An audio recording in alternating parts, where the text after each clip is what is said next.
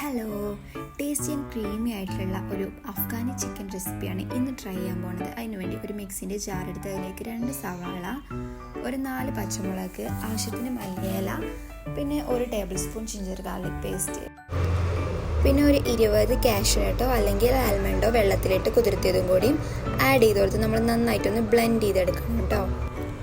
Next step, ഒരു ബൗളിലേക്ക് fresh ക്രീമും യോഗേർട്ടും കൂടിയും ആഡ് ചെയ്ത് കൊടുക്കുക.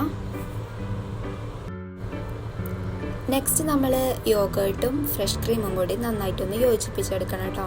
ഇനി നമ്മൾ ചെയ്യേണ്ടത്, നമ്മൾ ഉണ്ടാക്കി വെച്ച മിക്സും കൂടിയും ഇതിലേക്ക് ആഡ് ചെയ്ത് നന്നായിട്ടൊന്ന് മിക്സ് ചെയ്തെടുക്കണം.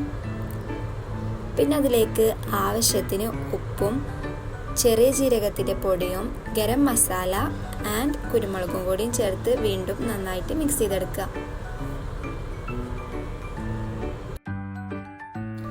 ഇനി നമ്മളെ മിക്സിയിലേക്ക് നമ്മൾ കഴുകി വൃത്തിയാക്കി വെച്ച ചിക്കനും കൂടിയും ആഡ് ചെയ്ത് നന്നായിട്ട് മിക്സ് ചെയ്ത് കൊടുക്കുക. പിന്നെ നമ്മളൊരു അരമണിക്കൂർ ഇത് റെസ്റ്റ് ചെയ്യാൻ വേണ്ടിയിട്ട് വെക്കണം. ഫ്രിഡ്ജിലായാലും കുഴപ്പമില്ല, ഫ്രിഡ്ജിലാണെങ്കിൽ 15 മിനിറ്റ് മതി. എന്തായാലും കുറഞ്ഞതൊരു 15 മിനിറ്റെങ്കിലും റെസ്റ്റ് ചെയ്യാൻ വേണ്ടി വെക്കുക. അതിനുശേഷം നമ്മുടെ ചിക്കൻ പുറത്തെടുത്ത് ഒരു പാനിലേക്ക് സൺഫ്ലവർ ഓയിൽ ആഡ് ചെയ്ത് നമ്മുടെ ചിക്കൻ ഒന്ന് ഫ്രൈ ചെയ്തെടുക്കണം കേട്ടോ. ഫ്രൈ ചെയ്യുമ്പോൾ നമ്മൾ ശ്രദ്ധിക്കേണ്ട കാര്യം, ചിക്കൻ മാത്രം ആ മിക്സിയിൽ നിന്ന് എടുത്ത് ഫ്രൈ ചെയ്യുക, അല്ലെങ്കിൽ മസാലയും കൂടി ആവുമ്പോൾ നമ്മുടെ ചിക്കൻ ഫ്രൈ ആയി കിട്ടാൻ കുറച്ച് ബുദ്ധിമുട്ടാണ്. ഇനി സെയിം പാനിലേക്ക് ഗ്രാമ്പും പിന്നെ ഏലക്കായും കൂടി ആഡ് ചെയ്ത് അതിലേക്ക് നമ്മൾ ഉണ്ടാക്കി വെച്ച ഗ്രീൻ മസാലയും കൂടി ആഡ് ചെയ്ത് ഒന്ന് തിളപ്പിച്ചെടുക്കുക.